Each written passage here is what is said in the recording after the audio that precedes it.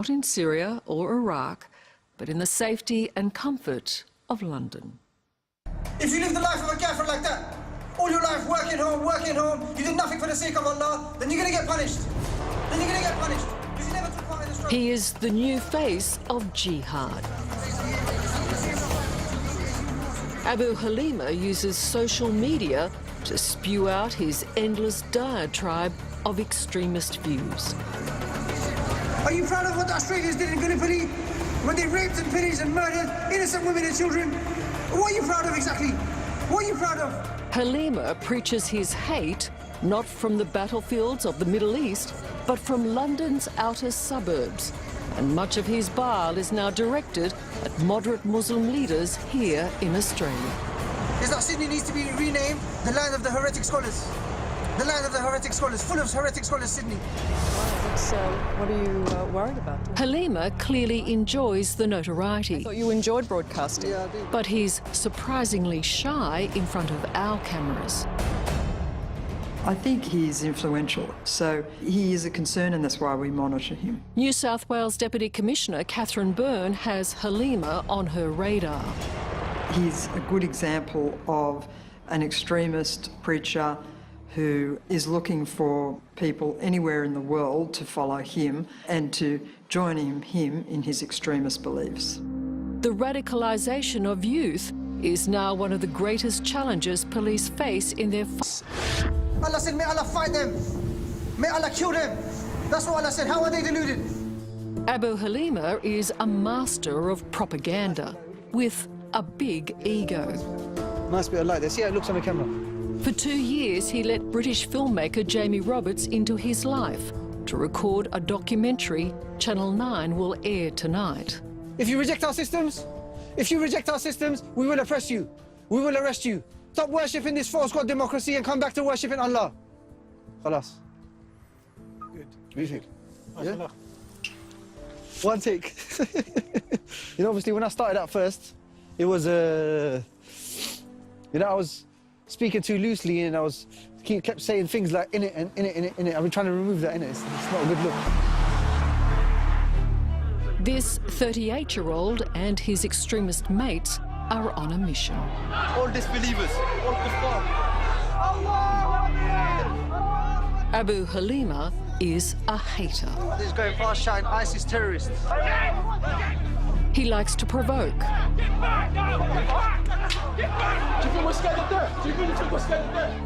But most of all, Abu Halima is a predator. Hang yourself and kill yourself because it's never going to happen. Saturating social media with his rants, trawling online for young, impressionable recruits to his cause. All around the world. The aim of these videos is to radicalize people. It's to brainwash people, it's to clean their brain of the filth of the kufr.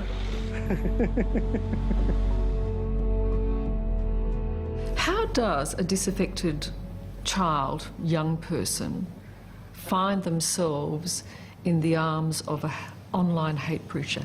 They know how to prey on somebody who is vulnerable.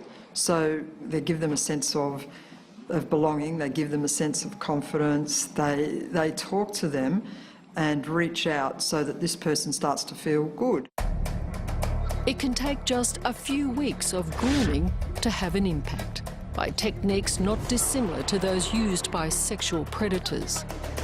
I think the similarity is that we're looking at somebody who is deliberately identifying somebody who is vulnerable to nurture a relationship so that there's a trust, and then use that person for whatever the purpose is for their own agenda. Abu Halima grooms very carefully. He doesn't openly support Islamic State because in the UK it could land him in jail. For the record, I don't support the Islamic State. Just for the record, I'm not looking to get nicked. So far, he hasn't been prosecuted. That's despite Halima's own admission that he was in daily contact with a 14-year-old British boy who urged a Melbourne teenager to behead a policeman on Anzac Day. Did he ever mention violence and is it okay to behead people? I'm going to do this, I'm going to do that. He did ask that once, yeah. What did he say? He said, is it okay to behead someone? And I was like, no. You know, I just clearly said no. The 14-year-old boy was sentenced to life in prison, the youngest person in the UK to be convicted of a terrorism offence. Meanwhile, Abu Halima walks free. Let's be clear, the vast majority of Muslims here in the UK don't support extremist preachers. And maybe that's why Abu Halima spends so much time online trying to snare young recruits from around the world, including Australia. The tragedy is, it seems to be working. There is a ready supply of vulnerable young men and women prepared to listen to this armchair jihadi. And that makes Abu Halima a very dangerous man. Deputy Commissioner Catherine Byrne says new research by the FBI reveals in the vast majority of cases the changed behaviour of those radicalised was noticed by family and friends.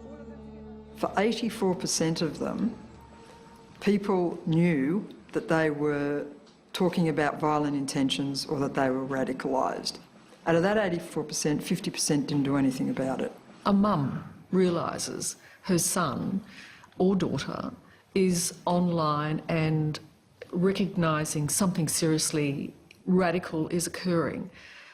What does a mum do? Well, it's a good point, because it's normally going to be the mothers who will really recognise and identify and who have that ability to do something about it.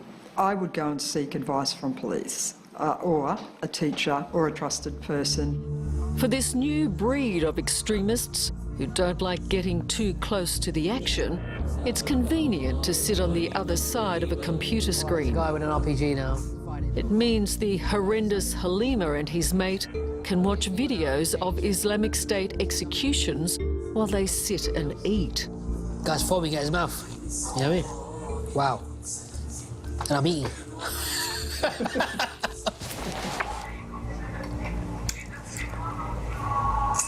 Oh, wow.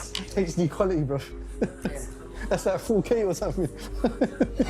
Learn about Islam, sir, have a read. But for a man who enjoys the horrors of war, Abu Halima doesn't mind living in the safety and comfort of the UK. He's on the dole, but still managed to recently buy this London house for close to $500,000 Australian dollars. Hello, Mr. Halima. Yes. My name's Liz Hayes from Australian 60 Minutes. Can I talk to you about your social broadcasts? Despite our repeated requests for an interview, it seems away from his computer and out of the shadows, Because I don't want to talk about it. Why? What are you worried about talking? Abu Halima is not so I confident. thought you enjoyed broadcasting. Yeah, I do, but this ain't the time, innit? Who told you to come outside my house like this and get off my property? Please, come off my property. I don't think we're against the law. Yeah, no, do no, you see, take this any? is my property, innit, my friend? Come off Do my you? property. Come No, off no, my no. property. Do you take any responsibility for No, come off the my property, man. actions? Listen, my friend, come off my property. I'm telling you, come off my property. Do you take any responsibility for the children who listen to your broadcasts? Are you coming off my property or not? What are you frightened about? What's the